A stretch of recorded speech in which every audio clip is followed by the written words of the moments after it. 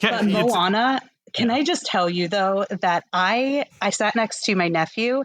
I have never seen this child so still in his life. He was so glued. Is this the 4-year-old? No, the 2-year-old. The It's a 2-year-old. 2-year-old. Yeah, the Oh 2-year-old. my God.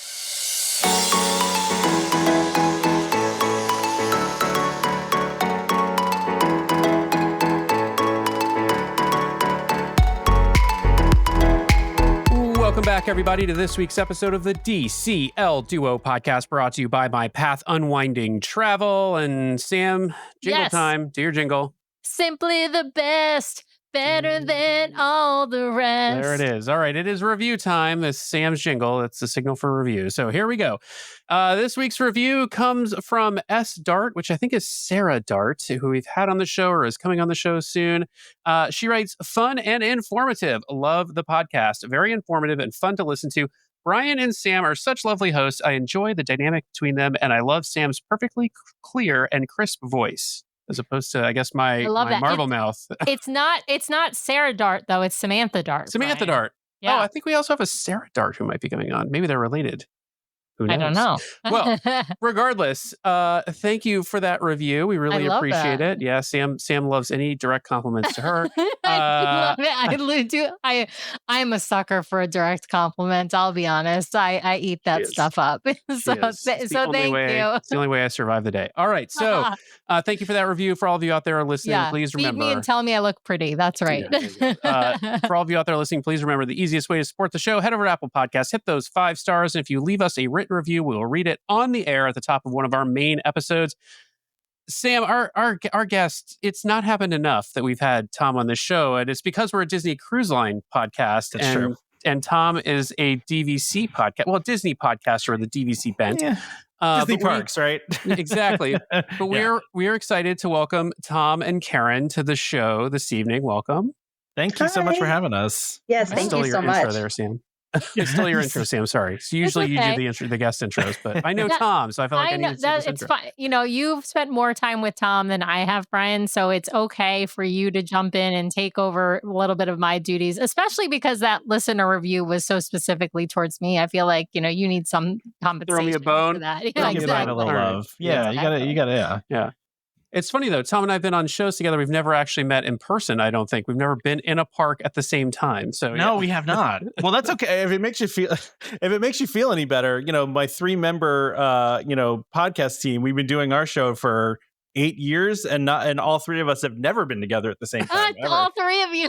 That's Never. hilarious. Separately, We've but not one-on-one. We've done one-on-ones with each other, but Oh my never all God. together. Yeah. I feel like this is like So that funny. Batman paradox. Like somehow you're all the same person because you've never all been in the same room at the same time. So there you go. It is. Yeah, I just do different voices, really. I mean, that's what it is. I just do impressions of other people, and do the show to myself. So to be fair, Damon was a puppet for a while, so it could have happened. Yeah, he still is. Yeah.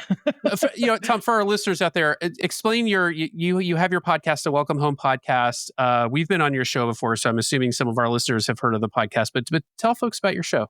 Yeah, and I think we share a lot of a fair amount of the same listeners, but obviously you guys have different ones too. But we do, for a long time now, we've been doing a DVC oriented podcast. Now, listen, DVC is a really interesting topic, but you can't do a podcast on it every single week just talking about DVC. There's only so much you could do about DVC.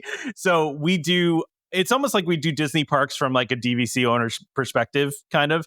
And really, it's just I've described this to you guys before. It's like we just like to hang out and talk about Disney stuff, and that's kind of the vibe we always go for. It's just a hangout. It's a hangout. We're talking about Disney news. Where we go on tangents about all sorts of random stuff all the time, and talk about our regular lives. So, but yeah, it's just a fun hangout to come and if you like Disney stuff and you like just hearing people just chat about what the latest news is. That's what we do.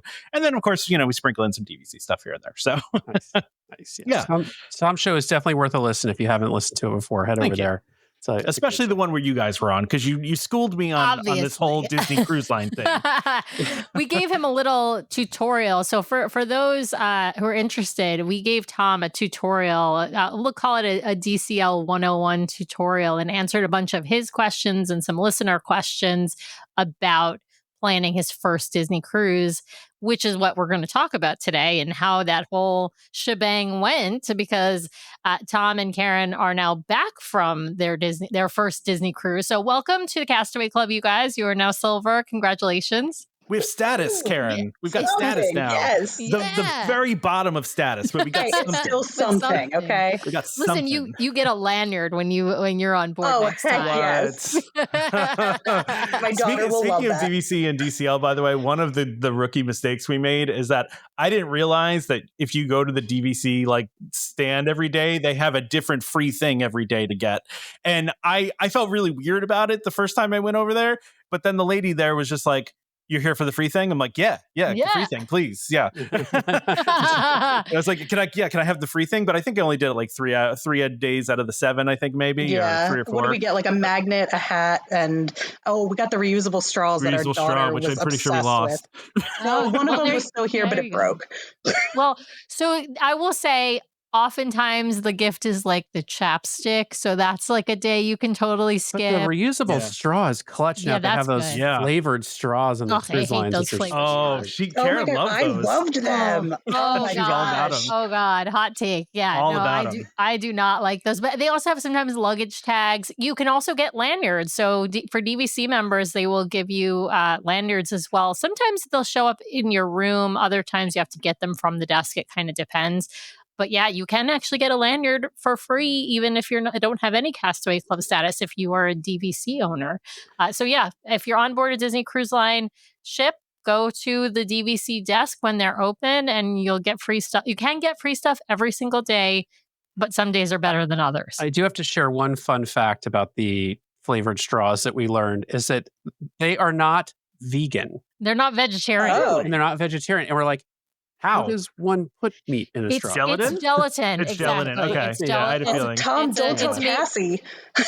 Oh, my sister and brother-in-law are vegetarian, right? So, and we always forget. They sometimes pretend like the gelatin thing's okay because the gelatin's just, it's in a lot of stuff. Yeah, it's hard to avoid. But yeah, that's interesting. I wouldn't have thought that, but it makes sense. I will tell them, or you can tell them that if they don't listen to our show, that if they find kosher marshmallows do not have gelatin in them. They're actually just coming back from Alani, so I'm going to try to get my sister on my show to talk about Alani. So. Oh, nice! Absolutely, absolutely. Anyway, well, we got to talk about your. So this is the natural extension. You had the preview. You went to school on DCL with us, and now you're back, and so it's time to find out how things went. Tell folks, so you haven't cruised before, so we can dispense with what are your Disney Cruise Line creds. So this is your first cruise. No creds. But tell folks about the sailing that you decided to take. Yeah, so we did the what was it, 7-day carrot cruise? Yeah, 7 days on the Treasure. And so this was back in May. This is, where we took a little bit of time for us to get on here to talk to you guys. But this was back in May. So, we're still pretty early on in the Treasure, right? Like the Treasure's still still brand new. This particular trip was to the Western Caribbean. So we went to Cozumel, we went to Jamaica and Grand Cayman, and then Castaway. So I will tell you, Karen and I are not huge port people. Right. So I'm a little bit of a curmudgeon about this. I'm just like, all of these ports are tourist traps. That's all they are, right? And there's a bunch of shops, and they're just, they're all selling you the same bracelet. And I'm not even joking though. At Cozumel, we're walking around, and they're like, my 7-year-old daughter, and they say to her like, "Oh, well, what's your name?" And she says her name, and they're like, "Oh, we have your name in a bracelet." And then we were like, "All right, we'll buy that one." And then she gets offered the same bracelet about 20 more times as we're walking. At least. So but the nice thing is we were happy staying on the ship though too. So we're fine with yeah. You got to equip her with no, my spelling has a silent Z in it. And exactly. Well, let's rewind as to why did you choose the Treasure in particular, and did you choose Western Caribbean just because you wanted to sail the Western Caribbean, or because it was just the week that worked in your vacation schedule? I would say we don't really care about where we go necessarily in the Caribbean. Like if we went somewhere else, we probably care, right? but the Caribbean is like, we like the waters and stuff like that, and the beaches and all that. That's all nice. The reason we chose the Treasure specifically was because I'm a parks guy, so this is the park ship, right? I had to see that Haunted Mansion bar, like I had to. Like I couldn't live with myself if I didn't do that, or go to. And I mean, I'm a huge 20,000 Leagues Under the Sea fan. Like that was my favorite ride when I was a kid, and I was like, I have to go to this bar. Like I can't, I have to be there. So for me as a parks person, we felt like we really wanted to do the Treasure, and also just it was the new shiny thing, right? So and it was a big family trip with Karen's family, and so Karen's whole family was with us, and so.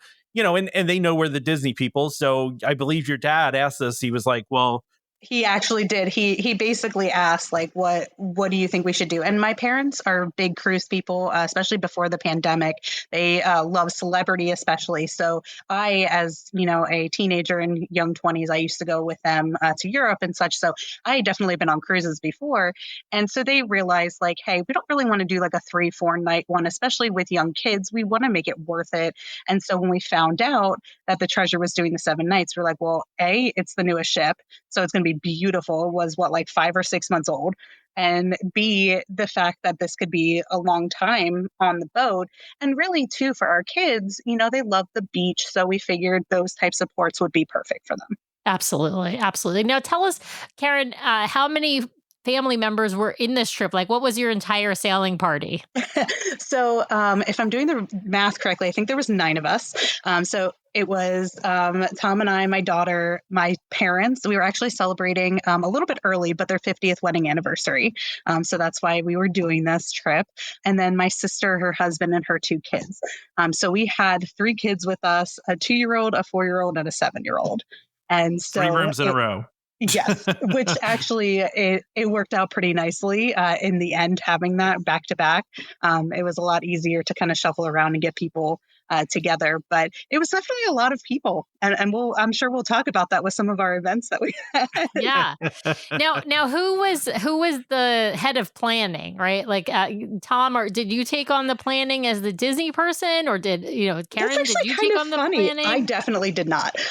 When it comes to Disney, I let Tom do that. I like to just kind of be like the passenger princess here. And sure, just I love being passenger princess. I'm with you, Karen. Yeah. But it's funny. My parents actually got a travel agent, and so she kind of was helping out with this. But then Tom was also like, "Oh no, we need to do this," especially after meeting with you guys and had a little bit of a better idea of what we needed to actually get done to have a good time. Oh my gosh! Now I want to know what your travel agent disagreed with. Yeah. I don't know if she did or not. I don't know. She did all of the initial booking. I booked all the stuff after that, right? So that's a good way of putting it. Because there were a lot of massages going on. In fact, everyone in our party, every adult in our party, got a massage on the ship except for me. Nice, I like it. That was his choice. That was my choice. I'm just saying, everyone else got a massage except for me. There were massages going on. We tried to do the adult dinner for my in-laws, which actually did not work out. We were not able to get that. What else did I book? We didn't even do any excursions ahead of time. No, we booked it like 2 days before the one that we did. Yeah, the one we did, we booked like on the ship 2 days before through the app for Grand Cayman. We did the submarine, the half underwater submarine, which was great. We had a great time. We actually, I think Cayman was probably our favorite port besides Castaway, obviously. You were just trying to relive 20,000 Leagues Under the Sea. That's what it was. Yeah, exactly. Yeah. In a much safer way. Yeah. Well, let's talk about getting down to the port. Did you guys pair this with any time at the parks, given that you were going out of Port Canaveral? Of course we did. We had to, right? So my mom lives about 2 hours from Port Canaveral. So in about what? Like she's like maybe an hour and 15 minutes to Disney, right? So we frequently, like ever since she moved there, we will drive to her house and then stay overnight, and then we'll drive to Disney the next day if we're doing a Disney trip. And we did the same thing with Port Canaveral. Ironically enough, my mom was also leaving for a cruise the same day that we were, also from Port Canaveral, at the same time. Oh, nice. But a different terminal and a different line. Different terminal. They were going on a Royal cruise. Theirs was a 23 or 4 days. Yeah, and they actually backed it up with a second one. Then they can go to Europe too with it. It was across across the ocean. It was a repositioning. They went across the sea and then across the Atlantic, and then they had to switch rooms, and then they did like a cruise around Europe. So, but theirs was like 20 some days. But it was just funny because we were like, oh, we're all leaving at the same time for the same place. We passed them on the road. We passed them on the road on the way there because they drive like older people do. But we did the opposite. I feel like of what most people do, and we ended our trip with the park stuff because we were coming back on Saturday morning. And this was kind of a last minute ad. I said to Karen, listen, we're going to be off the ship like really early in the morning. Like we can drive to Disney in an hour and a half. We can be there before some of the parks open, and we can make a whole day out of it on Saturday. And then Saturday, of course, turned into Sunday. And then, so we ended up doing 2 days at the end of the trip. And we were lucky enough to be able to secure rooms. Where did we stay? Wilderness Lodge. Oh, that's my right. goodness. One of our favorite places ever. Yeah, we got to stay at Wilderness Lodge. Yeah, we got upgraded, although it was kind of a downgrade because we went from 2 beds to 1 bed, but that's neither here nor there. We got upgraded from a studio to a 1 bedroom, and I said to Karen immediately, by the way. Which was it was fantastic. It was Copper Creek, so it wasn't Boulder Ridge. It was Copper Creek, so it was Wilderness Lodge proper. And as soon as they upgraded us, though, I was like, now we have 1 big bed and then the pull out bed. And I was like, I know who's sleeping on the pull out bed, and that's going to be me. So, yeah. But anyway, we did the parks trip after, which was actually kind of great because we weren't really exhausted or anything from the cruise. We were raring to go, and we go to Disney so much that we kind of just took it easy, Yeah. Well, let's rewind to getting to the port. Yeah. So how did you guys get to the port then? We drove. Okay. And so you parked at the port. What was your port arrival time, and how did the whole check-in process go? We tried to prep you a little bit, have all your documents, all that kind of stuff, but how did that process go? So it wasn't bad. I will say the interesting thing. So, what happened was we ended up getting there way before our check-in time. The reason was because my mom was leaving at the same time. My daughter got very impatient and just wanted to leave. Right. And also upset too. She was very upset. So we were like, all right, we can go now. But just so you know, we're going to have to stand around outside the terminal for like an hour here. Right. What was our check-in time? Was it 1:15? No, it was 12:45. 12:45. Yeah, 12:45. Really, for the first time, it wasn't that bad of a time, honestly. No, and honestly, we were standing out there and we were chatting with one of the cast members, and she was like, "Once the rest of your party gets here, just tell me, and I'll take you in." Which I was surprised by because I thought they were a little strict about the arrival times, but seemingly not. It very much depends. If they're all caught up, right? Like if particularly at the later port arrival times, which I would call yours a later, it's not like a very late, but a later port arrival time, as long as everything went well with clearing customs and everything's going smoothly with check-in, they're going to be very, very caught up. And so it's going to be super easy to let people in a little bit early for port arrival times if they've got a port arrival time similar to yours. So I'd say at that time, it's hard to get in early if you show up at 11:15 because that's when they're just starting to let people into the terminal. Although occasionally they're all caught up even then and they'll let people in early. But I would say the later you show up, the more likely it is you can probably get in even before your port arrival time. Well, and once they call boarding, things move very quickly because they can clear the boarding hall out in about a half hour to get people on the ship, and then it's just a constant flow of people coming. Just constantly people going on. Yeah, exactly. Our problem was that we were the only ones there. Right. So everybody else was still in Orlando at their hotels. Right. So you're waiting for them all to arrive. Yeah, it wasn't too bad for them either. My sister and her family ended up actually doing the opposite of us and went to Disney first. So they were at Disney proper. They took private transportation. My parents had flown in the night before, took a transportation from their hotel and back. So I think my parents honestly was probably the easiest transportation of all of them. My dad set it up. I'm not surprised. They were the latest. They were the latest though. They came up much later than everybody else. We actually got on the ship without them. As long as you're in different rooms, you are. It is generally speaking, it's easier to all check in when you with a full room. I mean, you can, I think, do it separately, but it's generally most of the time they want you to check in as a room. But even if you're linked with other parties, you don't have to check in together as long as your room is there and you have all your documents and somebody else isn't holding one of your passport or something like that, right? So so you guys check in, you go through, eventually obviously you go through security and all of that, and you board the beautiful Disney Treasure for the very first time, your first Disney Cruise Line experience, your first Grand Hall. Karen, what did you think of the Disney Treasure Grand Hall?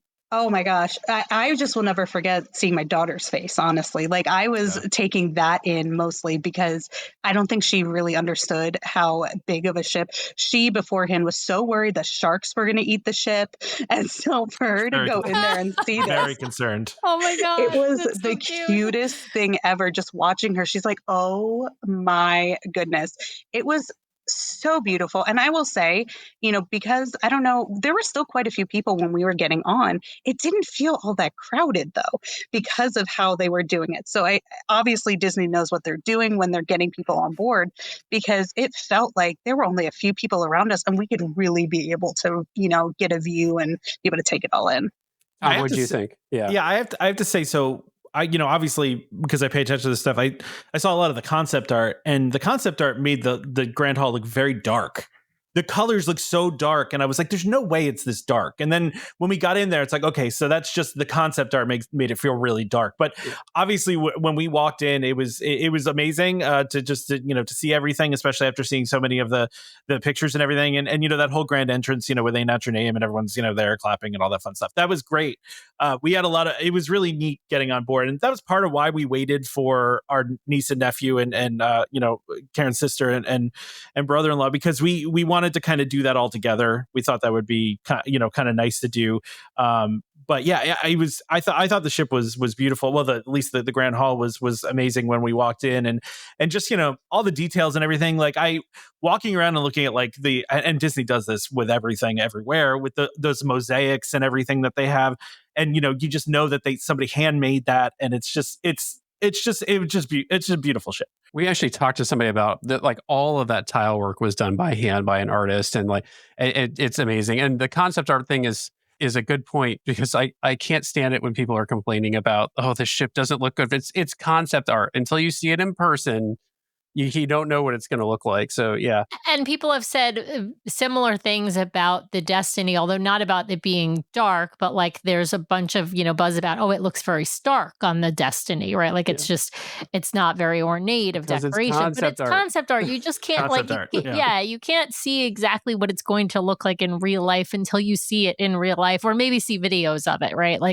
It's just, the concept art doesn't do it justice. Well, and if you actually look at the concept art as compared to what the treasure was, there's a lot of differences between how they conceived it and what it looks like. Yeah. Absolutely. Tom, I'm curious, so what kind of rooms did you said you had 3 rooms in a row, verandas, or what kind of room did you book? Yeah, so we had verandas right next to the bump, right? So we were on, what side were we on, Kara? I forget. Aft. We were on aft. Yeah, we were on aft. The aft, it was whatever side it was. I forget now. Aft is the back of the ship. Then we were aft. We were aft port, I think, maybe. Okay, port is the left side if you're facing forward. Yes. Yeah, we were on the left side. Yes. Okay, there you go. I just don't remember. New to this. 2 months ago. It's okay. The way you know port and starboard is port, like the word left, has 4 letters. Oh, okay. Starboard is longer. I honestly just didn't even remember what side of the ship we were on, let alone port and starboard. And then forward and aft. Yeah. No, but we were on the left side of the ship. There you towards go. the back. And actually, we were towards the front. We were towards the front. We were forward. Okay, we were towards the front. I forgot. We were forward. We were forward. So we're right on the edge of the bump. And so we had the verandas, and then we had an issue with our rooms to start off with, which is, I'm not entirely sure whose fault it was, because it still doesn't really make any sense to me what happened, because we had our room number And then we got to our room number. We're like, this is not the right room.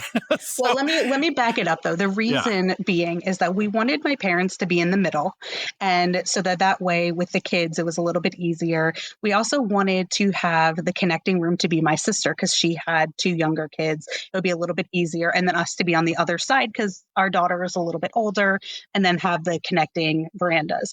And so when we got there, it was all jumbled up. We were in the middle. And I guess part of the reason, Tom, you can go into more detail about this, is but we ended up going down to customer service, who is really great. But in their system, it showed that the room that we eventually were in did not have the pull down bunk. And so that's why they didn't put us in that. It did, though. I had to argue with her. She goes, because I'm like, oh no, the room we're supposed to be in has a pull down bunk. She says, she's like, well, no, my computer says it doesn't. And I'm like, I was just in there. I saw it in person. It has. Yeah, I was like, but she goes, well, it's in the ceiling. You can't see it. I'm like, yeah, but you can see it though. You can like, see you absolutely can see. Right, like I know what it looks like, you know. And I'm like, yeah, the room that we're supposed to be in has the pull down bunk. I know for sure. And she was like, that's not what it says on my computer. I'm like, well, you got to update your computer then. So, sometimes technology is wrong. Yeah.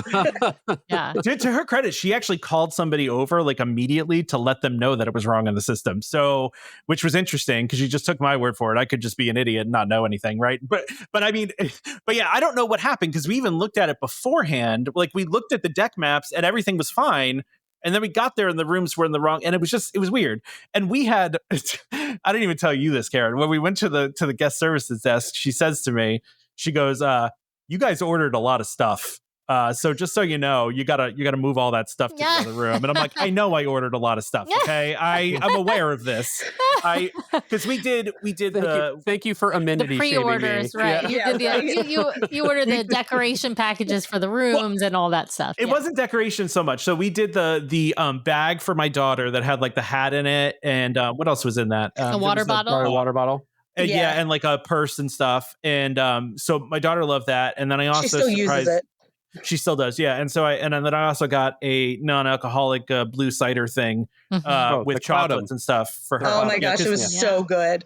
Well, because it had been Karen's birthday like the week before. So like we were kind of celebrating her birthday on the cruise. And so we had that. There was really only 2 things. I don't know what she meant we had. No, there was a third one. You got me the robe, which came with a rose. Oh, that's right. I got you the robe too. Which that robe is like, I look at him and this is how in shock I was. I look at him. I'm like, wait, do I get to keep this? He's like, yes. She's like, this is so soft. Do I get to keep this? I'm like, yeah, I bought it.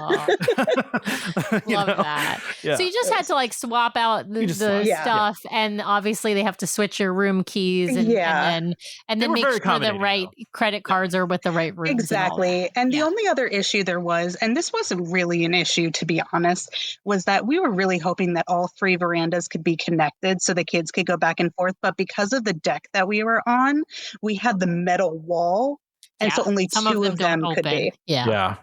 We were able to join 2 of them, just not all 3. Right. But you could take like a route through the adjoining room and then come to, you know. Yeah, there are some veranda walls that are not movable and there are others that are. And so you just don't necessarily know when you're booking which one yours is and which one. So there's a good chance if you have, staterooms next door to one another that you'll be able to open it, but it's not a guarantee because not every single one of those veranda walls opens or folds back basically. So after you boarded, we always like to ask, like, where did you go first? Did you end up doing a sit down lunch or did you go to Marceline's or the pool? Where'd you head? The first thing we tried to do was go down the slide to the kids club and found out very quickly that the slide was closed, and I was very disappointed. Oh, I hope you get to go back at a later time. Oh yeah, I did it later. Okay. Yeah, but don't worry, that was Karen when you got to do that. Well, when I had them on my show, that was my biggest question. I was like, can I go on the slide? That's all I want to know. Can I go on the slide? Yes, but only when it's fully open house. Only when the club is in the full open house mode. I think, Karen, what did we do for? I'm trying to remember because because by the time we just kind of walked around like. We did. We walked around a little bit. And then by the time that we boarded, my parents actually ended up on there too when we were walking around. We did end up going to our room, which, believe it or not, already had some of our bags there, which was incredible. I've never been on a cruise where literally our bags were right outside of our door. It was impressive. I honestly think they changed they changed the luggage tags recently, and I honestly wonder because we've been noticing that like bags are getting on a heck of a lot faster, and so I don't know if the new tagging system is like helping them move luggage around a lot faster. But yeah, we've had all of our bags by the time last time we were on. I think all of our bags were there by the time the rooms were ready. Yeah, they were just down the hall from us, actually, though. They weren't actually in front of our room. They were down like... We just grabbed them. Yeah, they were down like... Yeah, they were just... We saw them like it's coming from the elevators. You know, you're walking down the hall from the elevators and we saw them like just sitting there just right outside of where it's kind of the crew stairwell is. And so we're like, oh, perfect. And we just grabbed them and took them to our stateroom because...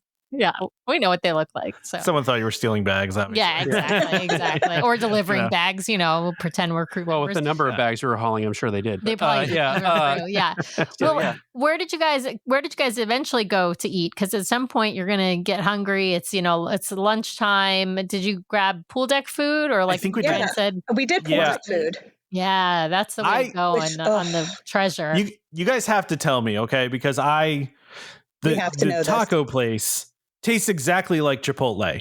I don't know. Chipotle at sea. That's what we always say. It's Chipotle at sea. It was incredible. Did Disney just rip them off? Is there like a secret like sponsorship deal going on or something? Because I swear to you, I got the exact order I get from Chipotle from that, and I could not tell. If you gave me a blind taste test, I would have not known the difference. It was exactly the same. I don't think that they have any deal with Chipotle. Let me just put it that way. so probably they just stealing them, or they just got close enough with their recipe, right, without actually infringing. So I hit that up probably every day. I mean, I think I maybe had that every day after I had it the first time and honestly, like the pool deck food, I know that on previous cruises that I've been on have been like, they're just like hot dogs.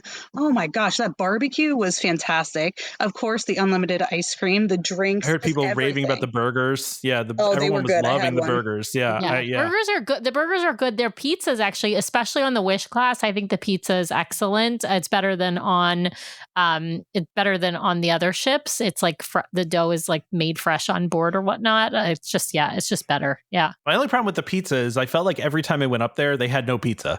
Yes, it does. It is a bit of you have to wait because pizza, people just eating pizzas by the pound, I swear. Yeah. There's like people go up and it's like, I'll take that entire 2 pizzas that you have there. And then they just walk away and now there's no pizzas. And it's, they can't keep up. They should do like buy the slice. And then if you want a whole pizza, they should just make you order one. You have to, they should make you order. Yeah. If it's like more than 3 slices, then you got to order. I don't know. Listen, I like to get 4 slices for myself. They're like little baby slices. Come on, you They're guys. Small. That's like a half a pizza already. You know? I you from going back twice, Sam. That's true. Yeah, that's true. I will say, I think we probably ate we probably ate the deck food as much as we went into Marceline, right? I mean, because we always went into Marceline for breakfast, right? And I think we went there once for lunch, and then all the other times for lunch we did the deck because we were in the pool a lot. What did you guys think? Speaking of Marceline, and on the topic of food, what did you guys think of we'll talk about main dining a little bit later, but what did you guys think of the food in Marceline? And did you enjoy breakfast there? I mean, breakfast is where Disney I think is actually weaker, but okay, great. To me, there's no bad breakfast. I'm a huge breakfast person, and I love a breakfast buffet. As long as there's bacon, he's happy. If there's a make your own omelet thing, I'm good. Like, and that's, they got the omelets there. They had, the little kid station was great. They had a nice selection. I like that they were switching it up every day. They had like those random Benedicts every day that were different and unique that I only noticed like 4 days in, that they were changing them out. But no, I thought the breakfast was great. All of us enjoyed it every day, I think. Right, Kara? I think it was really good. My only issue was that I felt like when we did go there for lunch, and maybe this is why we didn't go there all the time for lunch, I didn't feel like there was a huge like variety. Like it didn't feel like for me that there was like, of course they had seafood and stuff like that, but like I'm sure that's any cruise that you go on, they can only do obviously so much. But I feel like breakfast, they had obviously like different specialties, but it wasn't as, they didn't have like a Chinese day or like things like that where like it kind of like varied it up enough. No, they did, because we went the one time and they had like Indian food and like there was the one station, but I'm with you, Karen. The main station, I don't think that that the buffet has quite enough variety on Disney Cruise Line. It's a place where, frankly, Royal does better. Royal's buffet is like much bigger and more choice, but their deck food suffers. And I don't think their food quality is as good. I think that Disney's food quality, but I think they have more variety of food, and their buffets tend to be bigger than Disney's. But to me, that's the place where Disney's food is the weakest of on Disney. Food is the buffet, but that's not saying it's weak. But did you get a Mickey churro waffle? Yeah, of course they did. Yeah, of course we did. On Castaway Day, absolutely. You gotta have the churro waffles. You gotta. I mean, and your kid probably had Mickey waffles multiple times. You just have the churro waffles on on Castaway Day. Love that. She just loved that she could have a lot of bacon. I mean, like that was. So she takes after you, Tom. So we're the family that, like, if we're on vacation, there are no rules, right? Like as far as like diet goes, as far as like we also like ice cream, you can have as much as you want. Yeah, we're the same with our kiddo. Like if you want mac and cheese for dinner every night, if you want a burger and French fries for lunch every day, if you want ice cream 4 times a day, like it's your not making it or cleaning it up, so have whatever you want. Yeah. Exactly. That's you're on vacation. Like the whole point of vacation is that the rules don't matter, right? Like normal life doesn't matter. Like have fun, eat all the bacon you want. That's what we want to do, right? And so that's what what she did. She loved the buffet and everything. I will say there were a couple times we wanted to eat out on the back deck of Marceline, and it was closed often. And I don't know why. I don't know if it was like windy or something, or maybe we were just there super early, because we also, we had all kids under 7 and under, basically. So we were all up by 6 o'clock in the morning every single day. Like there's no sleeping in. Oh yeah, that us. 2 and that 4-year-old that were with you. Yeah. Oh yeah. So we were at breakfast by like 7 every day. So it might have just not been open yet, but it might have also been the wind conditions, because they don't want your food and your cutlery like blowing away. Yeah. Well, I want to jump over to like the spaces on the ship, because I know that was one of the big reasons why you guys chose to go on the Treasure. You mentioned, of course, Haunted Mansion Parlor. You mentioned Periscope Pub. We've got Skipper Society. We've got Scat Cat Lounge as well. I mean, everything is really themed out on the Treasure. Even obviously the Grand Hall is Aladdin themed. The theaters are Neverland and Wonderland themed. Like, Tom, what did you think about all the theming? Like, ship everything you wanted it to be? Where do I start? Okay, so the Haunted Mansion bar was amazing, right? We were sitting in there, and when you first walk in, I don't want to spoil anything for anybody, so skip ahead if you don't want to hear this. But when you get in there and you look at the paintings on the wall, right? They look so legitimately real that I thought they were just paintings. Like I thought they were going to do maybe what they do at the Haunted Mansion, where they like flash a light on it and things show up, right? What I did not expect is that as you're sitting there, the paintings are going to transform and sing and do all sorts of crazy stuff. And we sat there for hours and we didn't see the same thing happen twice. And actually somebody said to the bartenders like, how long is like the loop in here? And the guy was like, there isn't a loop. He's like, it's different stuff constantly. And we did notice that. I couldn't get enough of the fish, the skeleton fish, and the fact that they were singing along to Grim Grinning Ghosts. Like it was killing me. It was hilarious, but also it was just great. Our bartenders were hilarious. They were really amazing. In on it. They were, they gave me so much mischief, because I was like laughing at everything that he did. And like, he kept spraying like the smoke gun at me in her face. Yeah. He would just go up to her face and go poof. Like, she's just like, which was hilarious. He was just being silly. I mean, it wasn't anything mean, but he would like say, like Madame Leota would be talking, and he'd be like, hey, he'd be like, listen, you need to listen. You need to listen. You need to respect her. You need to respect Madame Leota. So like, it was the people were really great into it. Obviously it's a pretty small little lounge, and the first time we went, it was pretty packed. The second time we went was on the last day, and it was dead. We were it was one of two. Yeah, it was great. There was no one there. It was excellent. We really enjoyed that. The drinks were very good. We had a lot of fun with the tablet, and messing around with the secret menu thing, which we did order off the secret menu. And, I got the drink that comes in the box, that they open up the box and the smoke comes out. And here's the thing, I don't drink. So and you got a death certificate. Yeah. Yeah. All that. Yeah. So I don't drink typically. So this was, I will occasionally, but I was like, all right, well, we're on the ship, we're on the Haunted Mansion. I can't not do this. But just all the effects in the room and just the feel they had of it, it just felt so cool. And I mean, there was nobody, I feel like I enjoyed also just watching other people walk in and just be like, just like the looks on their faces was great to watch too. We loved that. I didn't get to spend a lot of time at the Periscope pub, unfortunately. I did go and check it out and hung out there for a little bit. It was during hockey playoffs, so we do watch some hockey in there. It's a sports bar, but the theming is incredible in that room. Even like just like the taps, like the handles they had on the taps were like, I just was looking at all those and I was like, this is amazing. Skipper Canteen. So should I go on my rant about this, Karen? I think you should. I love the Skipper Canteen. What was frustrating to me is they had the band there. Was it the Doublooners, right? Yeah, right. So we walked by and I was listening to them play and I was like, ooh, I want to go back and listen to this, right?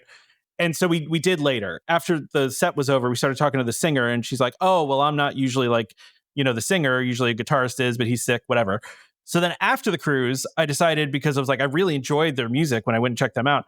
I was like, let me look them up. I want to, check them out. Well, they're not a real band. Because we've been on other ships before, not Disney ones. Disney has, so on some of the other ships, there are some duos and quartets and trios that are contracted to come on, right? And so those are like, there's one called Soul Duo, and you can find them on the internet. But like the Doublooners, Victrophonics, like those ones are Disney Cruise Line bands, and so they are. I was so disappointed. They are created and put together, and they don't have the same people in them every time, right? And they are on different ships even and stuff. So like, it's just. I wanted more. They're Disney cast members. They're wonderful though. They're absolutely wonderful musicians. What did you think about the theming in Skipper Society? Oh, I thought it was great. I wanted to spend more time there. There was a time during the day that we just kind of hung out there for a little while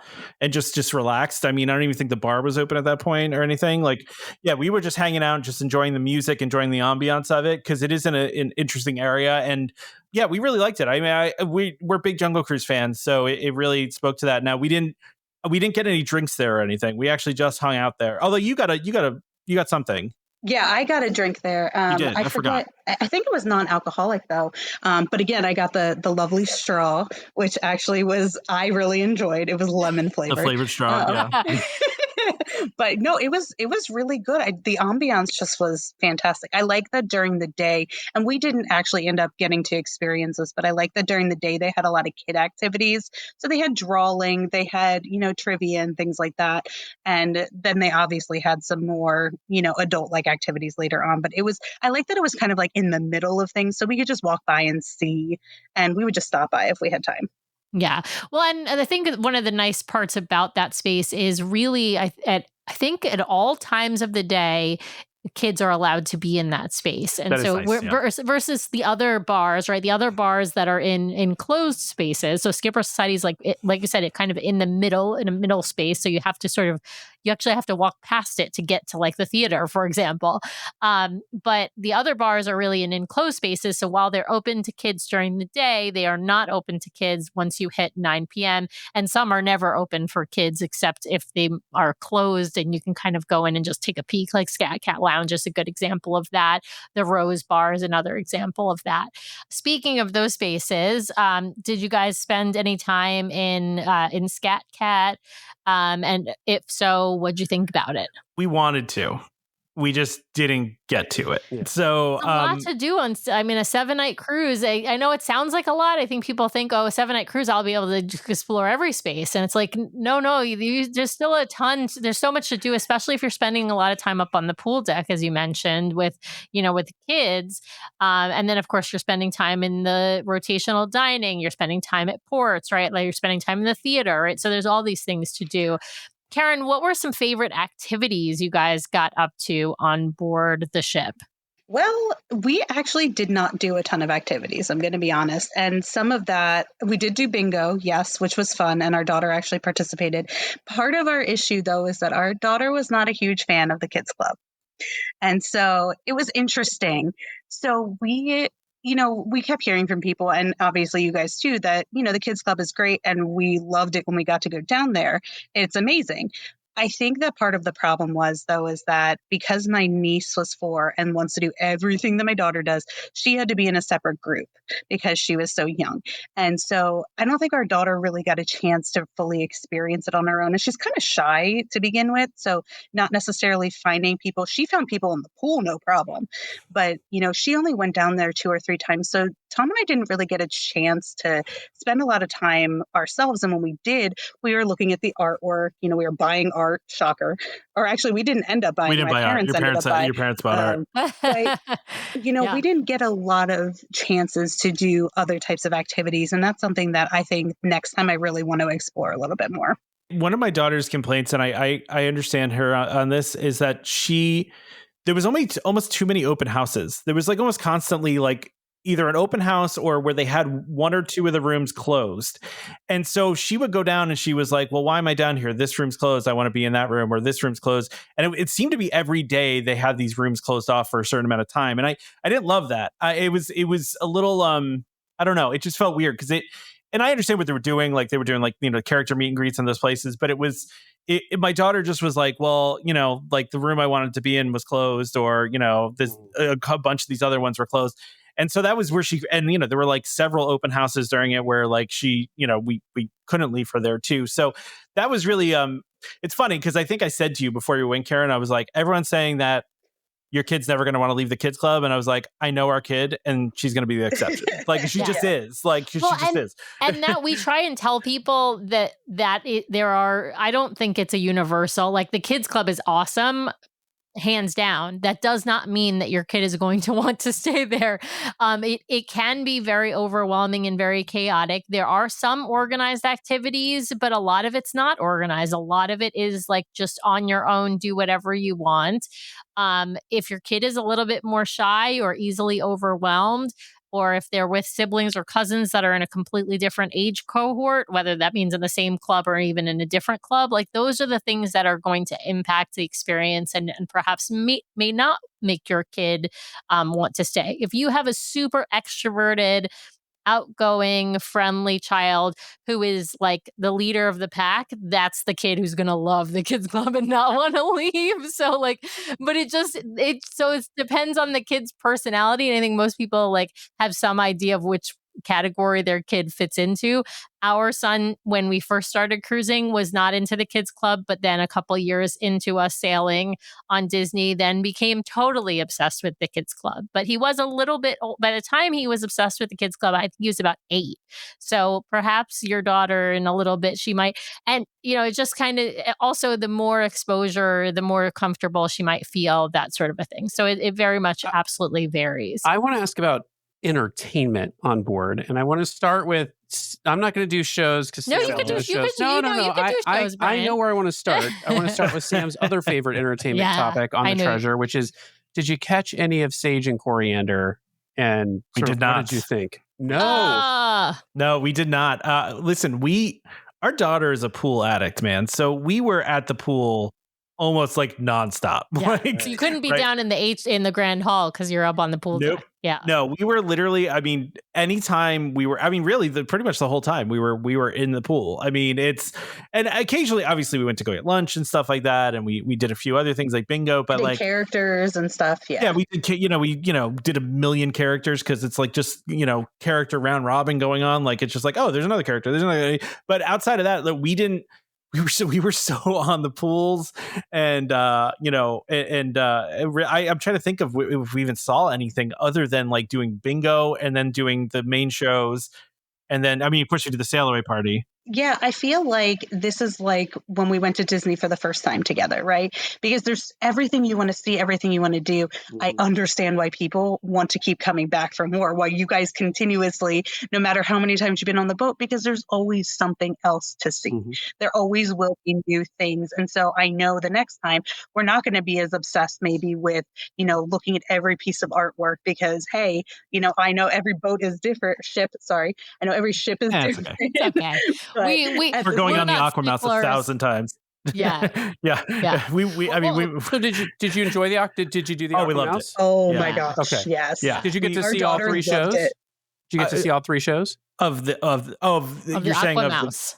Of the Aquamouse? Yeah, I didn't know that there was different shows. They all seem the same to me. I Wait, don't there's know. different shows? Yeah, they Yeah, have the Kraken, the Yeti. I think I saw the Kraken. And the Golden We only Egg. saw the Kraken. There you go. Ah, yes. So they change them. They rotate through There's a them. little- Sometimes There's a little movie poster outside the attraction that shows you what's playing that day. I'm I didn't know wondering that. though if they only showed the Kraken because we went on multiple days and that's all we saw. But they do show multiple. Like sometimes they'll change it every day. Sometimes they'll change it every couple days. Sometimes if you went every single day, I guarantee you would have seen all 3 of them. But you might have to go every single day in order to see all 3 of them. The I only did take one my you can get daughter. on the only one you can get on the treasure you can't get on the others is the Curse of the Golden Egg. The Golden Okay. Egg, yeah. Yeah. Oh, I'm The sad Wish, about that. yeah. The Wish has the Kraken and the Yeti versions, but doesn't have the Golden Egg version. And then the Destiny will have all 3 as well. I don't think it'll have a 4th one.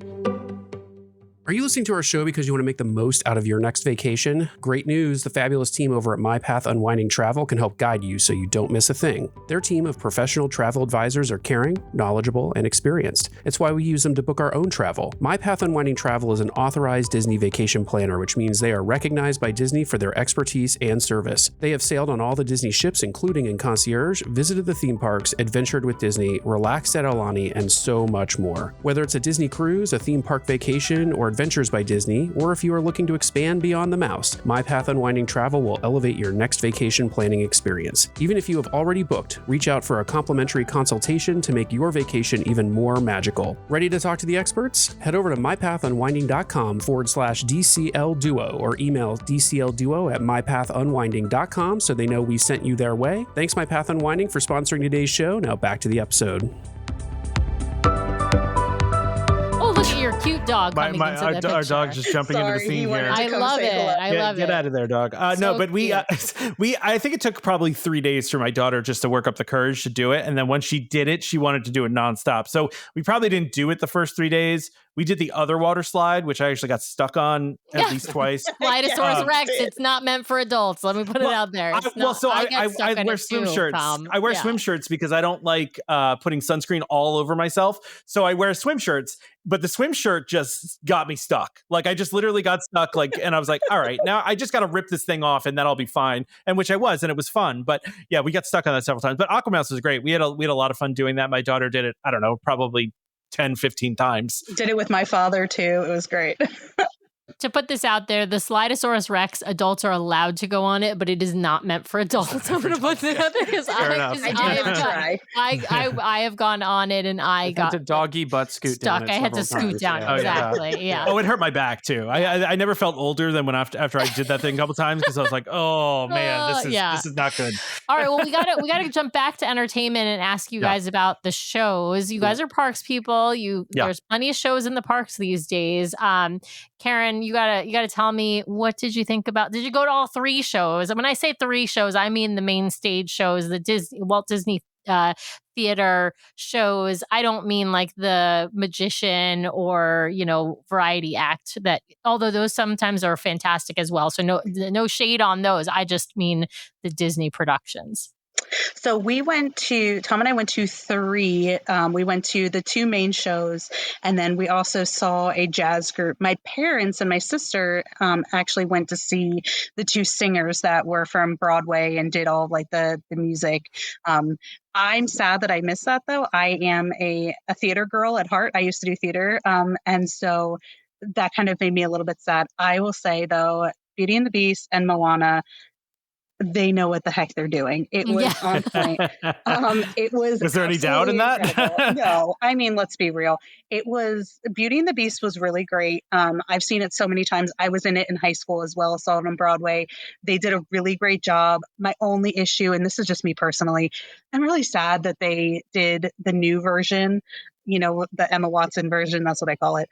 Because I don't like the storyline as much, but that's just, personally me. But yeah, it is a retelling of the live action version. It's not, which is a little bit different than the original animated version. I like that version better. I like what they added to the story there, but that's the nostalgia thing for me was it. But, I feel but Moana. Can I just tell you though that I sat next to my nephew. I have never seen this child so still in his life. He was so glued. Is this the 4-year-old? No, the 2-year-old. The 2-year-old. Yeah, the 2-year-old. Oh my God. My goodness. The 4-year-old ended up falling asleep. It was her nap Every time. kid's different. Every kid's different. Oh my gosh. But my nephew, watching his face, especially when Maui came out, I'm getting emotional thinking about it because it is just the cutest thing. He was like, the whole time. And that just shows a lot that it's an hour and 15-minute show, something like that. And when we got back, we had to watch behind the scenes of it because of just them getting it prepped. The sets were absolutely incredible. I still don't understand how they did Te-Fiti. I don't get how they did it to Ka and Te-Fiti and all of that. It was incredible. I remember you're sitting next to me, and as Taka is coming on the stage and moving the way it was, you literally turn to me and you go, "How are they doing that?" Because it looked so real, flawless. and it was so well done, and so it looked so true to the movie, and then just that transformation from Taka to Te-Fiti was it was beautiful to watch that happen in front of your face and still not really understand how it all happened. It was really pretty amazing. Love it. I will tell you though, show up early for that one. Oh yeah. Oh yeah. Show up early for for Seize the Adventure is probably the one you don't really need to show up early for because they have it on the Wish. It's a wonderful show. It's actually shorter than the others. It's a really good show, but it's only maybe 35 minutes long. But I would say for Beauty and the Beast and for Moana, you need to show up early for both of those. Beauty and the Beast they have on the Dream, but it is still very popular, and it's arguably it's won awards, that production in particular, the cruise line one. For Moana, at least they'd started adding in matinees and such during the day. That was the bad one. Actually, that was the one we went to. Issue. We showed up 45 minutes early to get in line for that one because it was Castaway Cay Day when they had it. And we showed up 45 minutes early. We're like, oh, we'll be good. We showed up a half hour early to Beauty and the Beast. We were literally right at the door. We showed up 45 minutes early to Moana. The line was all the way to the back of the ship already for the matinee. And we were like, oh, we're doing the right thing here. Cause we were like, oh, we're doing the early show. We're at Castaway Cay. A lot of people just stayed on the island, right? Nobody will be here. And then, we were way back in the line. And I'm like, oh man, we probably should have gotten earlier now too. You know why though? Yeah. It's because, Castaway Day is your last day on the ship, right? So it's the last day on the ship and a lot of people are worried about getting packed up. And if you have younger kids, you were with younger kids, right? I mean, your daughter is young, but the niece and nephew are even younger. You're not staying up for that late show, or it's going to be hard to keep them up for that late show. And so a lot of people are like, okay, we're going to cut our Castaway Day short and go to Moana. So I think that's where, that's why it's so important for the cruise line to continue to have that earlier show, because otherwise a lot of people would be disappointed because they would miss out on the show in the evening. So absolutely. Well, I'm glad you guys loved the shows. I want to shift us over to main dining. So 3 restaurants, 1923, Worlds of Marvel, and Coco. What did you think? Let's start with 1923, the sort of the blandest of the bunch. What did you think of 1923? Classy. We enjoyed the food there. We enjoyed the ambiance. It's nice. It was it was just a chill spot. We really liked it. All the food we had there was good. We had nice seats right by the windows. So yeah, I can't. 1923 was fine. The food was good. Can't complain. right, Kara? I mean, Yeah, I really liked it. Of course, our last night, having lobster, my mom decided to order 2. It was hilarious. but that's what you do, though. That's the right. She made the right decision there. I mean, she that's totally what you did. do. And I really regretted not getting a second one. It was so good. Yeah, no, I thought 1923 was great. Our server was absolutely fantastic. He was so good with the kids. I'm not surprised. Our head server, he was phenomenal.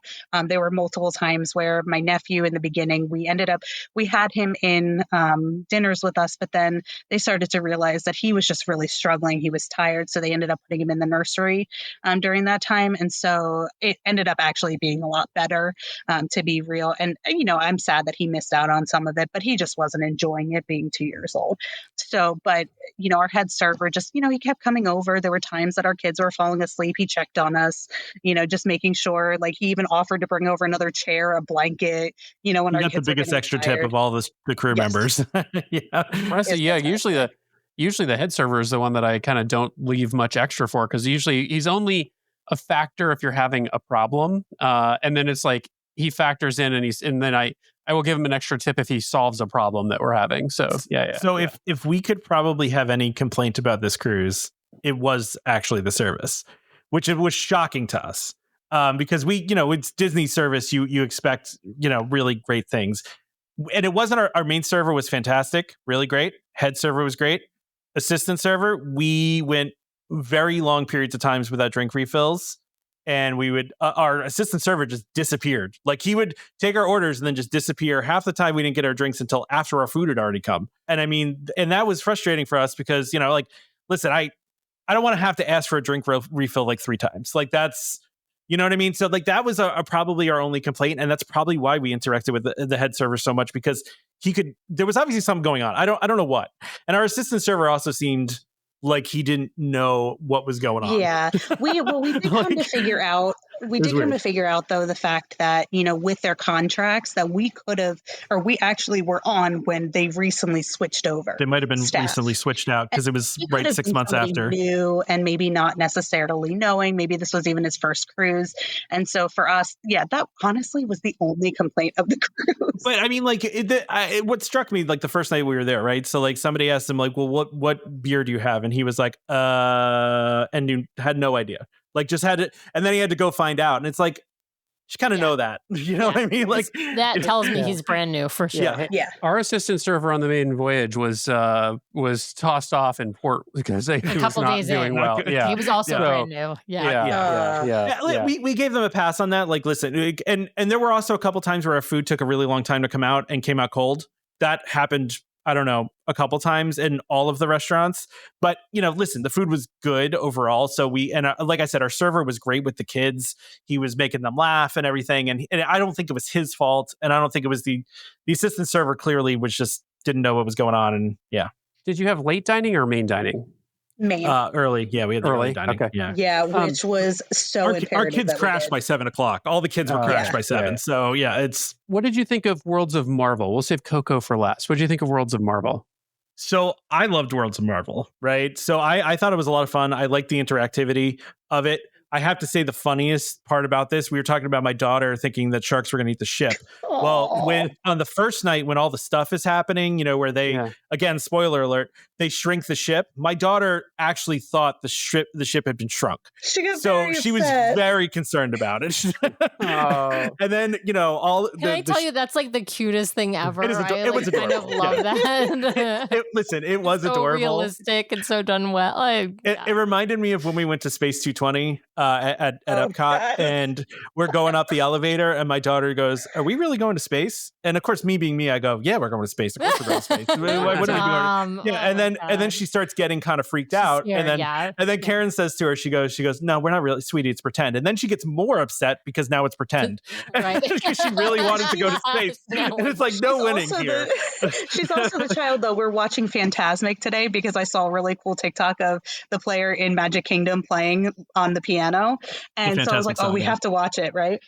And she's like, "Mommy, I know how they did that. They totally had like a little trap door." I'm like, The save the Wire. magic. Yeah. You're 7 years old. Come on. But yeah, so she thought it was real, and it was cute, but it was also like, she was freaking out a little bit. The aesthetics of the restaurant are amazing. The effects that happen, the interactivity that happens. We like the food there too. We actually, one of the nights we got somebody got a drink, and the glass that it was in, like my brother-in-law, he's like, I want this glass. And he's like, I got to find out where they got this glass from. Cause it was like really cool. It was like, I don't even know how to describe it. But then we said something to the waiter, like, you know where they get these glasses from? And the waiter, no joke, he said, I didn't see anything if it disappears. Exactly. Absolutely. And I was like, I looked at my brother-in-law. I'm like, listen, I'm not stealing it, but if you feel like stealing it, that's up to you. Like, you go to steal it if you want. Listen, all you have to do is walk out with it because you haven't finished it, right? You haven't finished your drink, and you take it back to your room, and like, it's not stealing.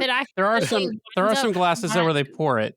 They pour it into another cup where they're like, no, that can't leave the bar.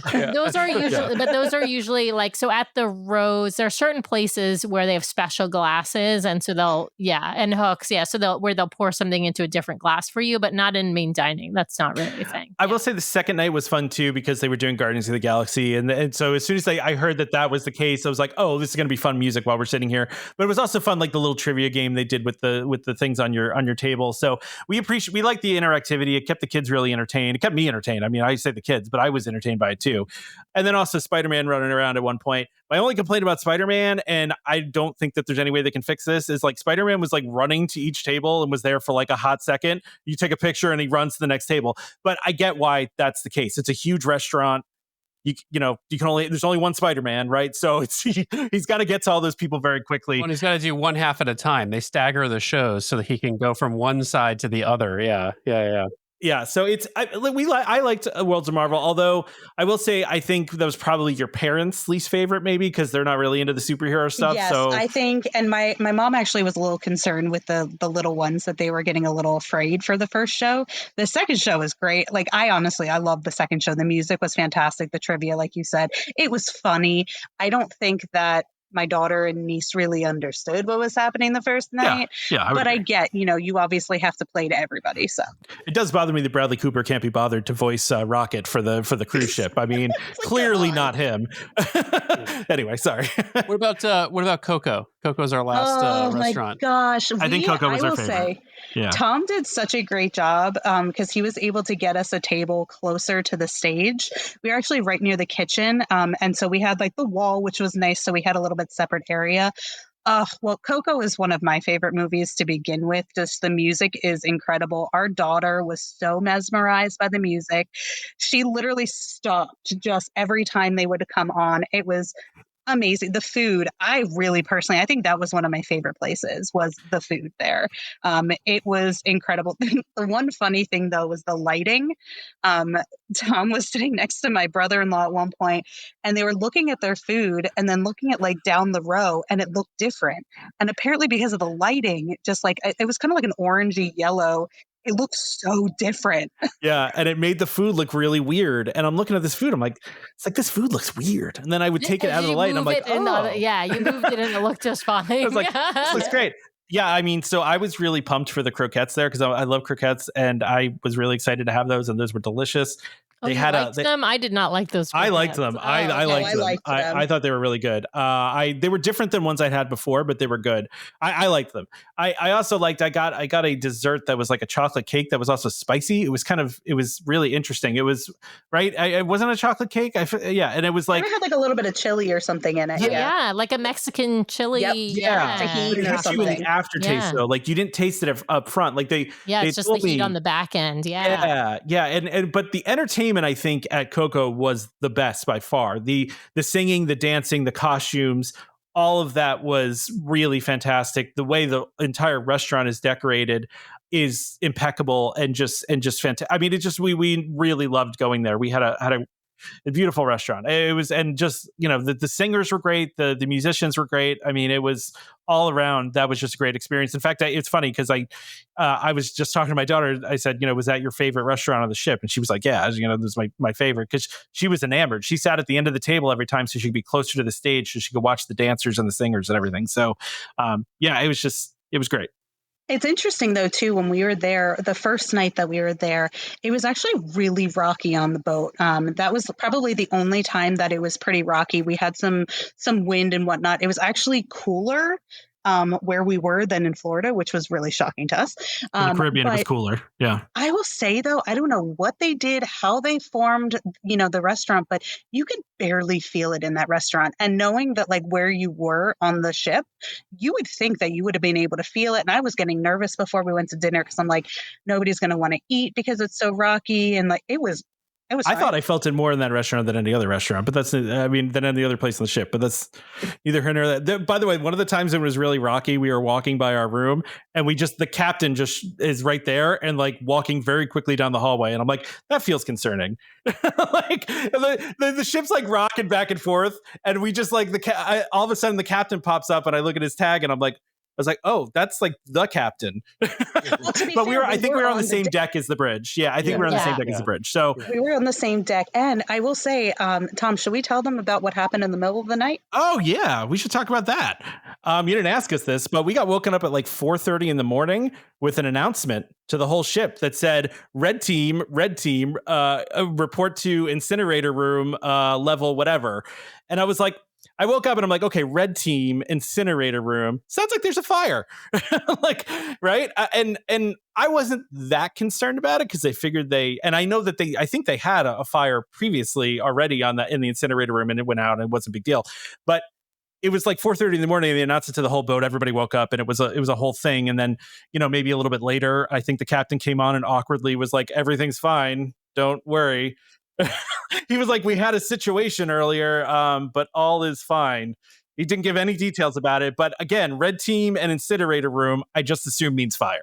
Yeah, but I think we had that happen on one of our sailings, and like they're obligated to come through the staterooms about it. Yeah, and like they're obligated. Yeah, and so they're obligated for that. I think also sometimes medical emergencies in the middle of the night, they broadcast all ship. So like it's usually only an emergency, but I think the captain came on later in the evening for us too and was like, everything's fine. It's all contained. We're good. Everything's good. Yeah. So a lot of people were mad because woke all the kids up, and but I was like, why didn't they just announce it to the staff or the crew rooms? But it's like we figured they probably like legally had to announce it to the whole ship if there's something like that going on. And truthfully, I'd rather they announce it to the whole ship if that means they're going to take care of whatever's going on quickly.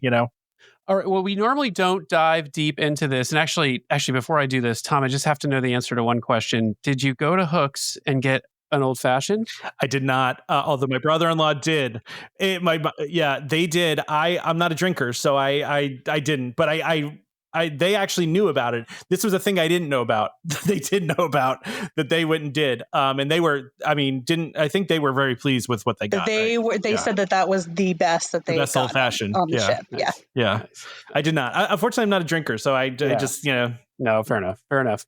Well, okay, we normally don't deep dive on Castaway because, the focus is on the ship. But since this is your first trip to Castaway, it's like, the reason to go on Disney Cruise Line forever was to get to Castaway Cay. So what did you think of Castaway? We loved it, I would say. Yeah. Right? I'd go back in a heartbeat. Yeah. Honestly, we had friends that just did a cruise on the Magic a couple weeks ago, and they did both the islands and like Nassau. And I was like, that sounds like an ideal cruise to me. Because like we you know what I mean? Those are ports we actually want to go to, is the islands. Like that's where we'll spend the day. So, but we loved Castaway. We got off the ship very early. So we could get a decent chair. We wanted to make sure we actually had tried, because we don't have any status. We couldn't get ourselves a cabana. We were going to get a private cabana. We just couldn't get it. Right. So we got off early though. We got to the beach. First of all, no problems. But as Karen mentioned, it was kind of cold. This was early May. We walked into the ocean and I was like, woof, this is freezing. And as I was making those comments, there was an older lady there and she goes, I'm from Florida. She goes, this is like ice cold to me. She's like, I'm used to, it being warmer than this. But we really enjoyed the food on Castaway. Actually, we thought the food was really good. And we had some really great conversations with a couple of crew members while we were over there as well. I will say we did snorkeling. So we did go snorkeling. Interestingly enough, they had the regular the first part of the snorkeling bay was actually closed because they had a fuel spill that they were cleaning up, which we watched them clean up. I don't know why fuel spilled into the snorkeling bay, but whatever. We did They see a cleaned it up stingray. pretty quickly, though. They did. Yeah, they did. We saw a stingray, which was pretty cool. And then my daughter did it too. My 7-year-old daughter actually, did the snorkeling. It took a while for my wife to convince her to do it, but we got out to Dumbo. And what else did we see? We saw Dumbo. I think we saw Minnie. We didn't go all the way out though, because by that point, Tom had gone. It is a very long. It's a very long swim. Yeah. And I had already been in there for like 3 hours. Exactly, because I had to convince her quite a bit. And to be fair, I think that she and I should have gone sans the flippers, because I think that was part of the issues. For me, I know that was definitely the issue. It was kind of like weighing me down a little bit. But besides that, like, she loved it. She loved being able to see the fish. That was really, really cool. She actually was really upset that we had to leave the island. Not that we left early to go see Moana. Yeah. Well, that we also explains the slide, though. Yeah. We did do the slide, yeah. The water not being warm, like it being cooler out, also explains why there's more people back on the ship. Because, like, if that island is like, if it's just the perfect day, like, no one leaves. No one leaves. Yeah. It was. I mean, it was not cold, but I mean, like, the air temperature was what, maybe low 80s, which was comfortable. But it's funny because as soon as we walked off the ship when we got back to Port Canaveral, we were like, ugh. Like the Caribbean was so nice. The humidity was low. The temperature was nice. We get to Florida, it's 90 degrees and 100,000% humidity. And so, like, it just was, it was rough. But I mean, we loved Castaway though. We had a great time. Like I said, we really enjoyed the food too. We had a great time with the crew members there. Our brother-in-law did the 5K or whatever, 5K that on the island, which, I'm not going to do that because I'm on vacation and I don't want to do anything that involves exercising. And I want to do nothing. What else did we do? Oh yeah. So we did the slide. The slide was fun. Although I will say it's 6 feet of water at the bottom of the slide, and you don't really think about that as you're doing it. And so, I can swim and everything, but I hit the water and I was like, whoa. Like, I actually have to swim to get back up again, and then wait for my daughter to come down, who even though she was wearing a life jacket, I knew she was going to freak out after she hit the water. But that was a lot of fun. What else did we do on Castaway? I'm trying to remember. My niece and nephew did go over to the splash pad area, which was nice. They enjoyed that. But again, I feel like there wasn't enough time because we did go back on the boat. If we had, the next time, that we go, because we're going to go again, let's be real. I would love to stay a little bit longer. Like I said, our daughter was just happy, just staying in the water. She was looking at fish, just being able to enjoy that. And as Tom said, we talked to some amazing crew members there too. Just kind of learning about their experience, which was really nice because they were just all around. I will say, I don't know if this was your suggestion, but we went to the second tram stop, which was so much better. It was a lot more open. It didn't feel as crowded, and that was perfect for us. It might have been their suggestion, but I definitely took credit for it. You know what? Keep it, Tom. You can I'll keep take that credit. There's not second tram stop TM. You're good. It might have been Inception on your part. Like, you might have like put it in my brain, and then I was like, "This is my idea now." It's clearly my idea. Well, it sounds like an amazing cruise, but we have reached that point in the show where I need to subject you to Sam's arbitrary questions. Arbitrary rules and a dash of judgment are the round we call rapid fire. So, Sam. All right, you guys. We don't have a ton of time, so I'm going to do a short version of rapid fire. We're going to talk Disney Cruise Line favorites only, but I'm going to answer the first question for you. I'm going to be asking you each the same question, and you're each going to answer with your favorite, not each other's favorite, not your daughter's favorite, not your brother-in-law's favorite or anything like that. I just want your individual favorites, okay? But I'm going to start with what's your favorite ship, and the answer is the Disney Treasure, obviously. Yeah, clearly. Yeah. Actually, no, I think it might be the Magic. You are not allowed to pick a ship that you haven't sailed on, Tom. So you're breaking the rules. These are my rules, okay? Yeah, all right, fair enough. We're going to start with, what is your favorite Disney Cruise Line main stage show? And because you saw Beauty and the Beast and Moana, those are your two choices. Tom, which one was your favorite? Moana was really great. Yeah. Karen, which one was your favorite? All right. Good answer. All right. What was your favorite bar space on board the Disney Treasure? Karen, we're starting with you. That's easy. Definitely Haunted Mansion. Yeah, Haunted Mansion's the answer. All right. Okay. For sure. Favorite activity on board? This can be like going on the Aquamouse, hanging out on the pool deck, going to see shows. Like this can be anything. Having coffee on your veranda. Yeah, the bingo. Like it doesn't have to be an organized activity, just to be clear what activity means. Okay. So Tom, what was your personal favorite activity to do on the ship? Is people watching? Does that count? No, I'm just kidding. Absolutely. No, people watching counts though, if that's your favorite. No, my favorite activity was eating those, the knockoff Chipotle, I think. I like it. I like it. Chipotle at sea. All right, Karen, what was your favorite onboard activity? Honestly, I think just standing out on our veranda. Yeah, I love it. All right, favorite rotational dining restaurant, Karen, and it can be because of the food, the atmosphere, the show, whatever. Your reason doesn't matter as long as it's your favorite. So, Karen, which one was your favorite? Definitely Coco. All right, Tom. Coco. Definitely Coco. All right.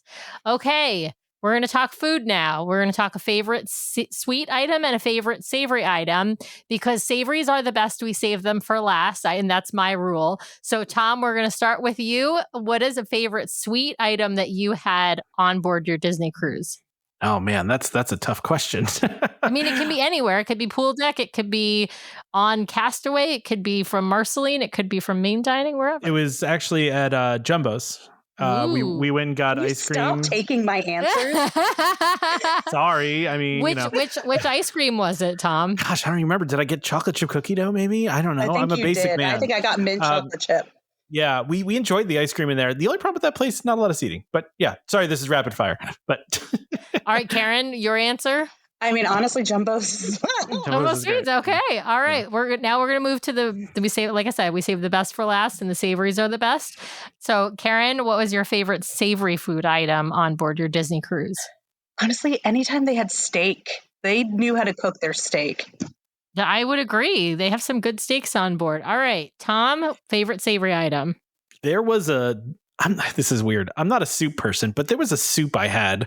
It was like a corn soup of some sort. The corn chowder.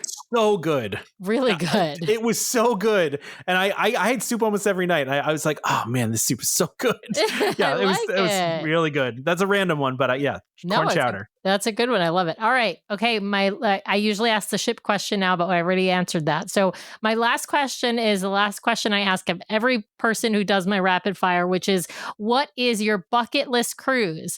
And what I mean by that is if you could go anywhere in the world, but on a Disney ship, where would you go? And it doesn't have to be someplace that Disney Cruise Line currently sails. It can be just someplace that is feasible to go on a ship. Just must have water. It just must have water. Exactly. That's the only requirement. So, Tom? It sounds like a conversation that's been going on in our house already. Yeah, I mean, we've been talking about doing Alaska. So Alaska is probably up there, I would say.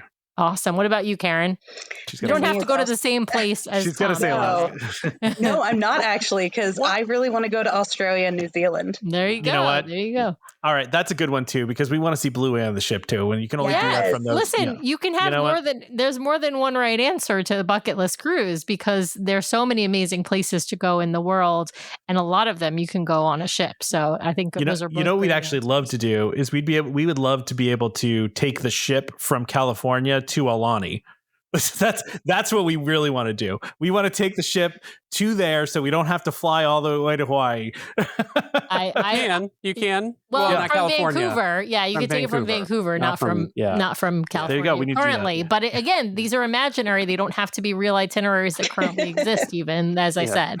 Well, thank you so much for playing Rapid Fire. My only judgment is that you didn't see all three of the shows, and but there's only so much you can do, and there's only so much you can do on one cruise. So you've got goals for the next cruise. Speaking of next cruise, what's next? Did you guys book a placeholder? Have you booked a cruise? Or it's kind of a touchy subject right now. No, I'm just kidding. I mean, it is. Yeah, we did book a placeholder. Yes. Okay. And what are you eyeing? We're Are you fighting over that? It sounds like. No, it's not. It's not that him and I are fighting over it. We were going to try and see if we could do the family thing again, but timing wise, and it's not seemingly working out. However, Tom and I are still talking about doing something with just the three of us. We definitely want to. We even talked about going back to the Caribbean or going to New England. We really want to do Alaska, but we want to wait until our daughter's a little bit older to truly experience it, because I don't know if we're going to get to do it a second time. So I would rather, and we've even talked again about Hawaii, so we're definitely doing something next year for sure. We just don't know what yet or what ship. We know nothing. I will put in a plug for Norway, which will get you kind of some of the experience of Alaska without kind of all of the super active, I feel like, shore excursions. Plus, the fjords are protected and they're incredible. They're incredible to see. And I don't know how much longer cruise ships are going to be able to sail up the fjords. But the problem is going to be school year timing. So that's going to be the problem. That's our big problem right now, because our daughter is going into second grade. And so we really are very limited in the times that we can take vacation. It was easier before because we just pull her out. Because it's like, it's kindergarten. Who cares? Absolutely. Yeah. Absolutely. We had that attitude all through elementary school. We were like, we just he's now starting middle school. It's a different. He's starting middle school, but the last year we've been trying to cut back too, because it gets harder as every year it gets harder. Well, you guys, thanks so much for coming on the show. Tom, why don't you tell folks where they can find you on all the socials, where they can find your podcast, if they want to follow along with the Welcome Home podcast and perhaps join the community. Yeah, so there's a lot of places you can find us. We do we don't do as nearly as much video content as you guys do.